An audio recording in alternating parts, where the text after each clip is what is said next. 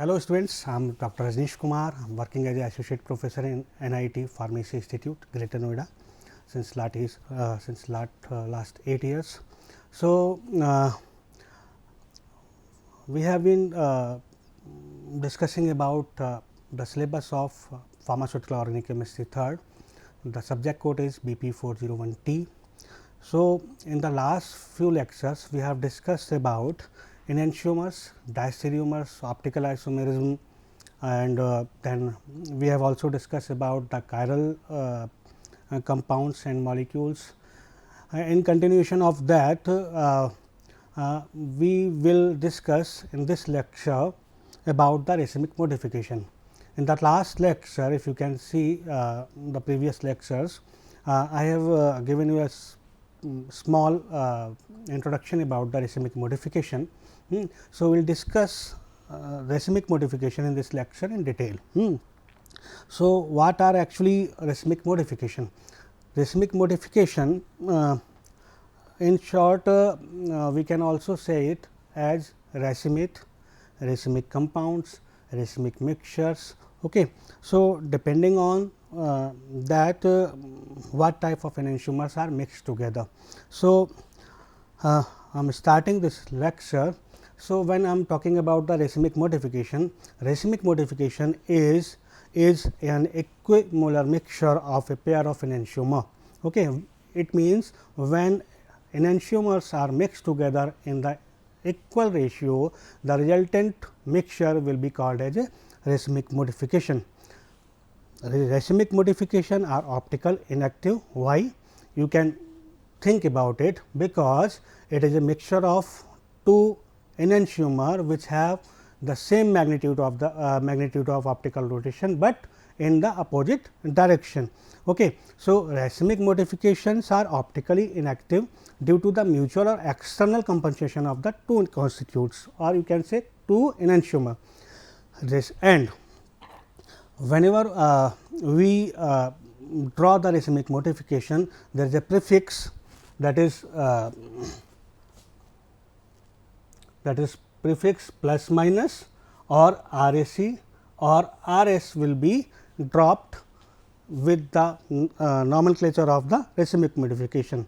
Okay. When I am talking about the enantiomer. Okay.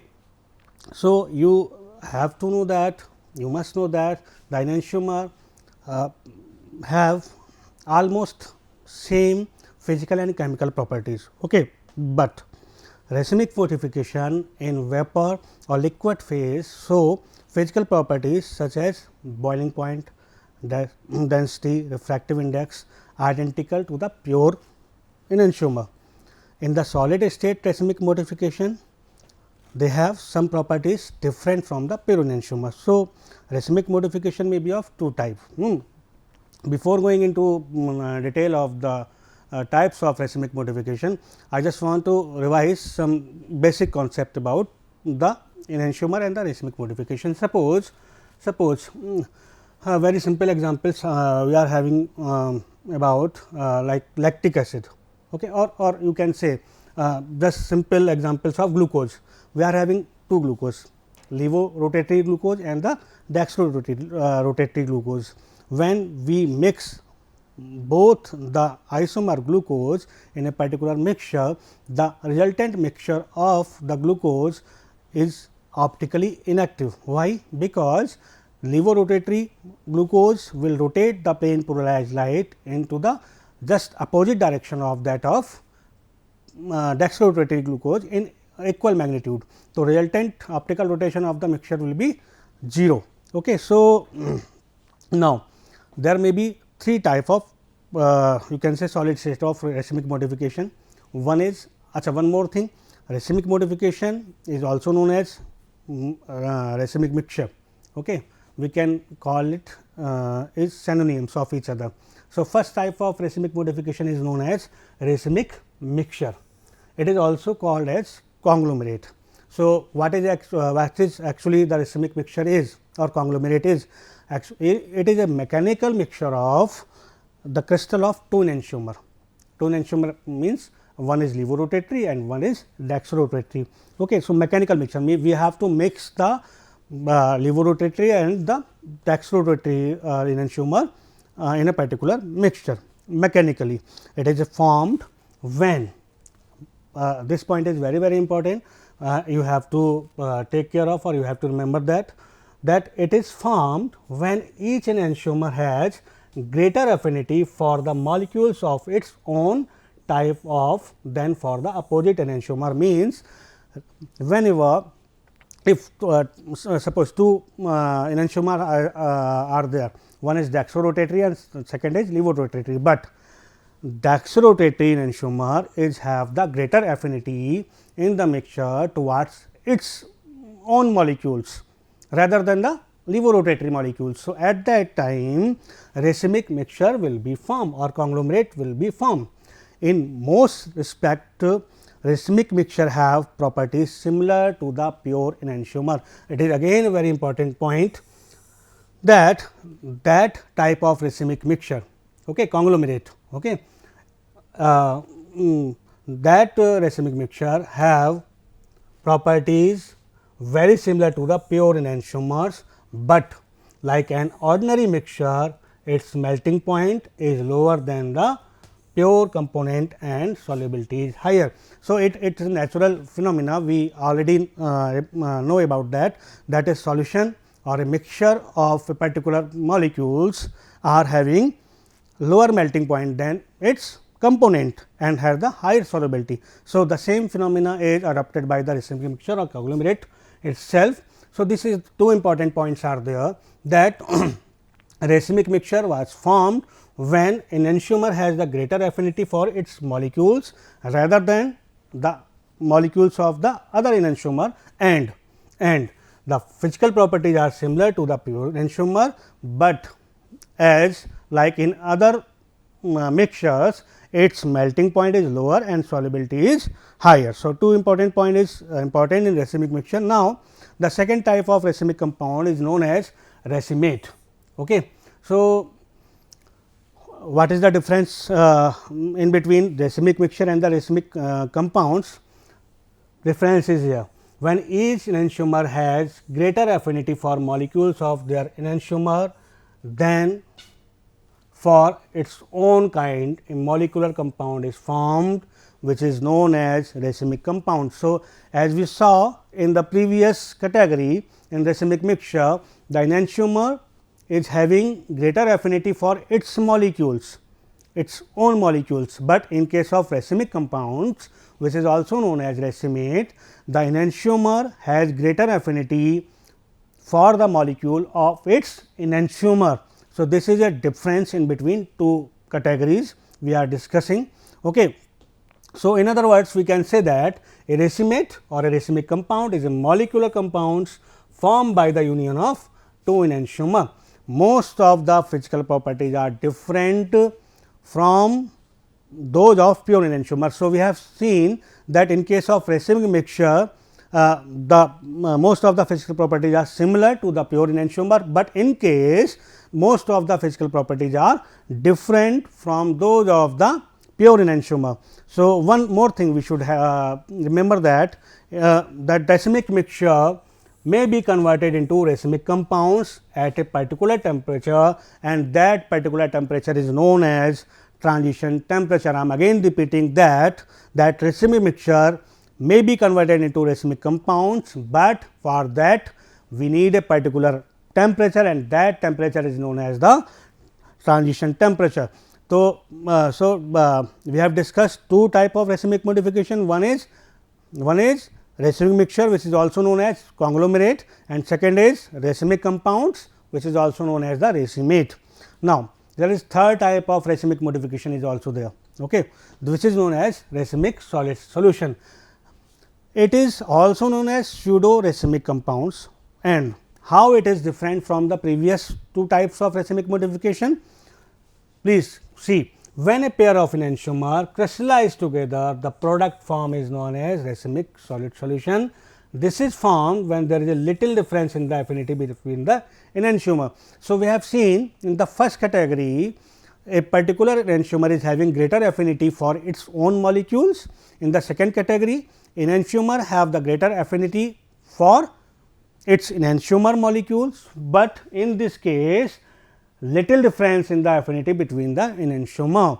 So, and again repeating, when the pair of enantiomers crystallize together, then we have got the racemic solid solution, which is also known as the pseudo racemic compounds.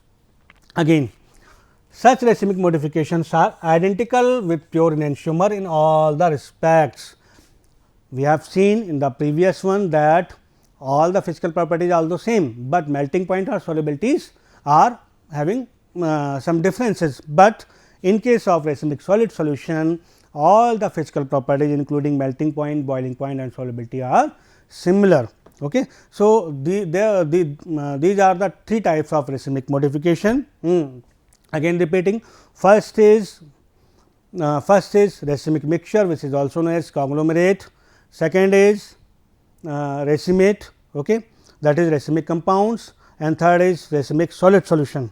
Now, come to the next points. So, resolution of racemic modification. So, resolution means we have to resolve the racemic modification for getting pure enantiomer, okay, because if we are having a racemic modification having two types of isomers plus and minus, that racemic modification is of no or very less commercial value for our use. Okay. Why? Because different isomers having different pharmacological properties.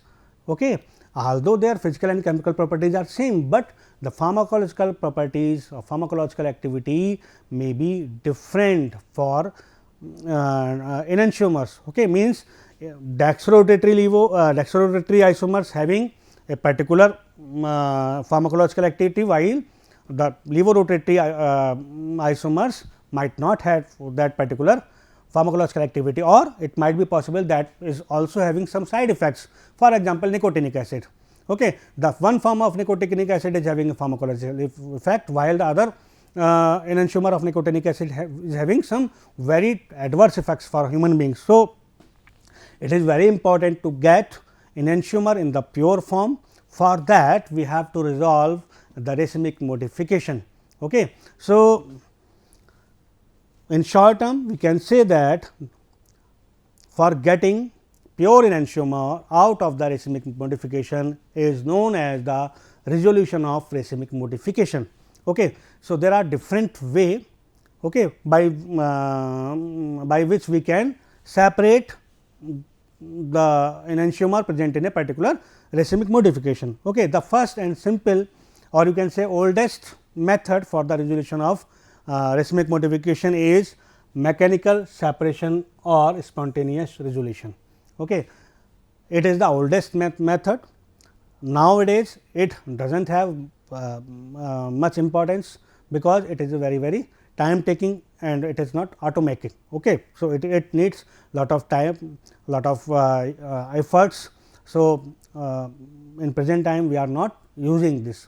Okay. So, oldest method when I said, so it is clearly established by the history. It was the first method used by the Pasteur in 1884 for the resolution of sodium ammonium tartrate, which crystallized out in the form of racemic mixture below 27 degrees centigrade. So, what actually he did, he separate the enantiomer in racemic modification, or you can say he separate the crystal of sodium ammonium tartrate on the basis of their shape.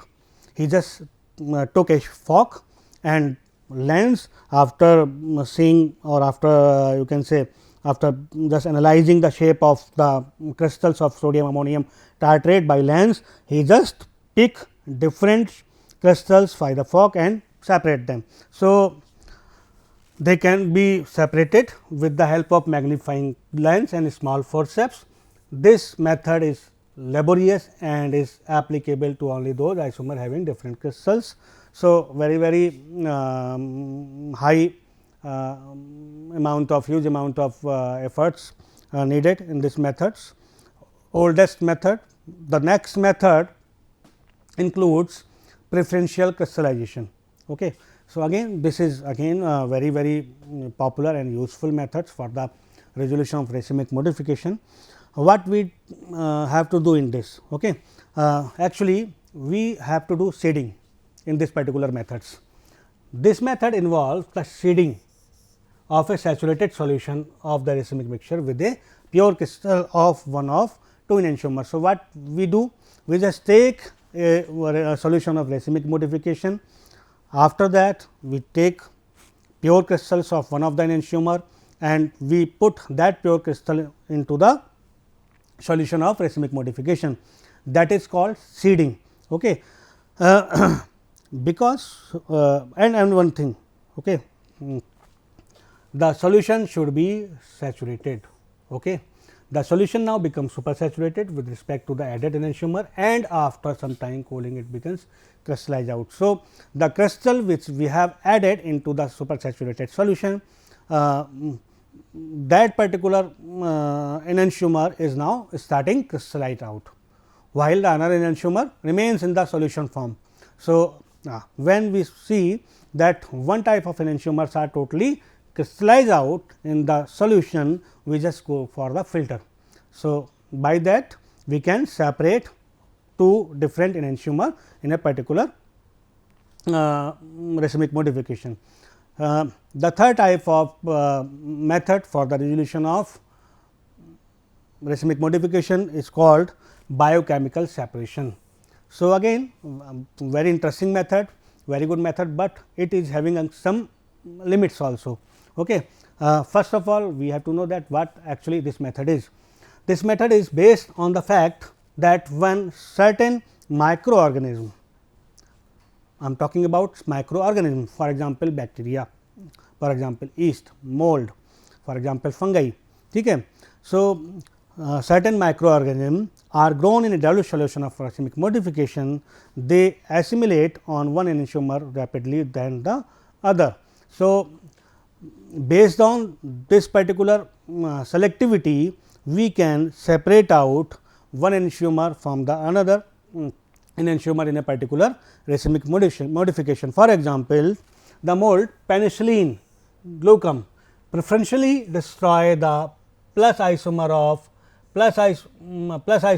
racemic ammonium tartrate and thus leaves the minus ammonium tartrate in the solution. So, we are having a racemic modification of ammonium tartrate in a solution, and when we grow penicillin glucam on that particular solution, that particular penicillin glucam will destroy the plus isomer, dextro rotatory isomer of the ammonium tartrate, while it does not affect the levo rotatory isomer of the ammonium tartrate. So, after the complete deterioration of a particular you can say particular enantiomer, we can separate them very easily. So, the biochemical separation method has been certain disadvantage. Why? What is the differences? The first disadvantage is one isomer is always destroyed. Okay. So, this is the biggest disadvantage or limit you can say of this particular method. If we are having 50 gram of one enantiomer and 50 gram of second enantiomer, the 50 gram of one enantiomer is completely destroyed, it is our loss, and this is the main disadvantage. Okay. And the another limit of this particular method is that sometime it is impracticable practicable to find a microorganism for particular enantiomer. So, it is not always necessary, you can think that it is not always necessary that we have some microorganism for a particular enantiomer.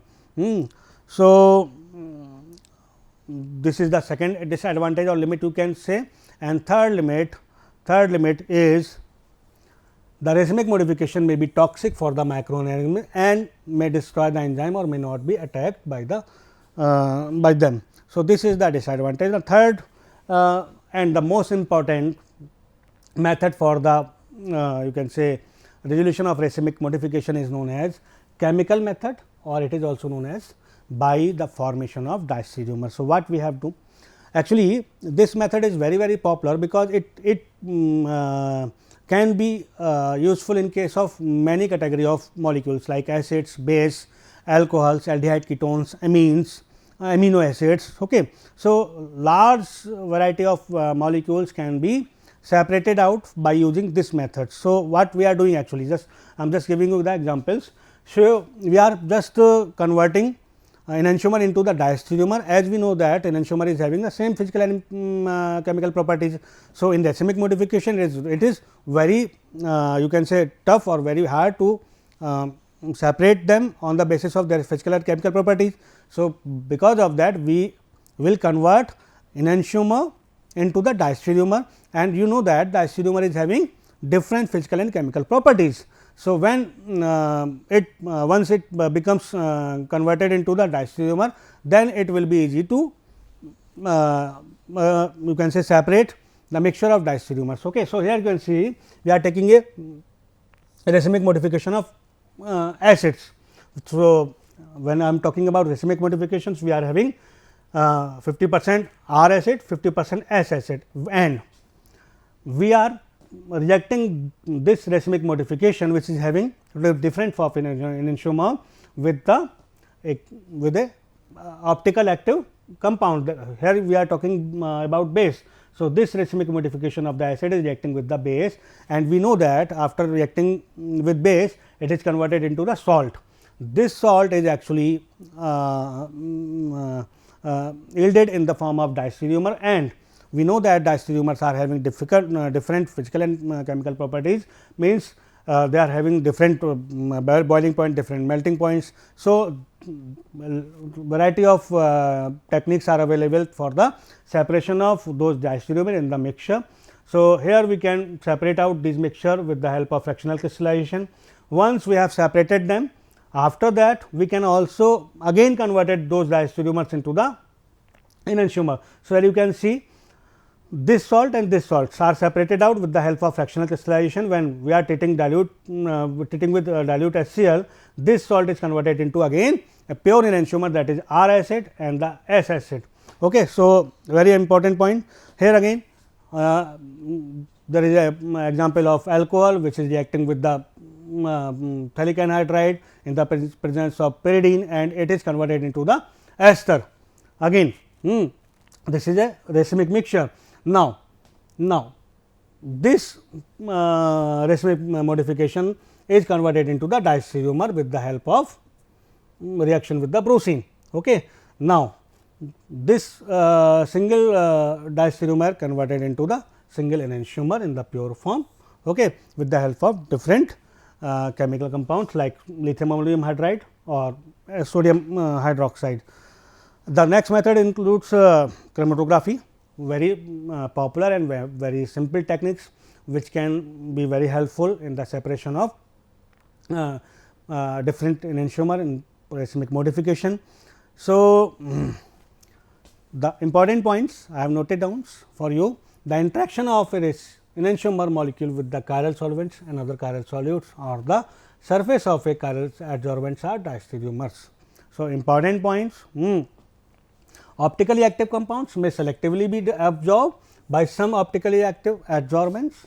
Okay. For example, paraphenylene bis aminocamphor has been partially dissolved by the chromatography using the lactose column. Okay. So, one enantiomer get absorbed on the adsorbents, while another enantiomer will be resolving out throughout the column chromatography or paper chromatography, whatever techniques you are using.